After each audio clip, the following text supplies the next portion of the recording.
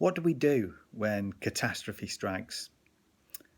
What do we do when it seems like our whole world is turned upside down? The killing of Stephen in Acts 7 must have seemed like a catastrophe, a disaster to the new Christians. Stephen was well liked. He is described in Acts 7 as being full of faith and grace and of the Holy Spirit. And his death on that day must have seemed like a disaster to the new church.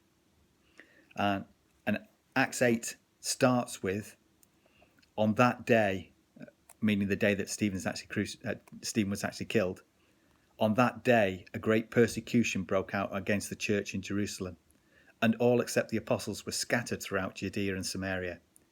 Godly men buried Stephen and mourned deeply for him, but Saul began to destroy the church.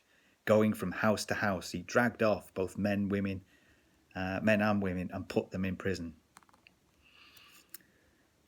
So it must have seemed like a disaster to the new Christians. Stephen was dead, and many of the believers were being arrested, and so they scattered. And what did they do when they scattered? Did they hide?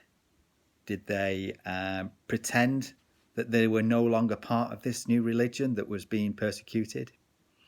No. Verse 4 tells us, those who had been scattered preached the word wherever they went.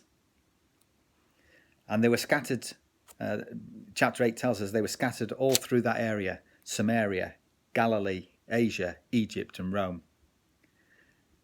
And wherever they went, the word was preached. To Alexandria, to Ephesus, to Joppa, to Cyprus.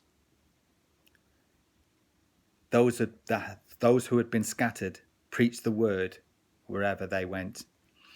You know, God sometimes can use those things that we think of as disasters, catastrophes, when we sort of think, why on earth did this happen? How on earth can something good come out of this? But you know, often God can use situations.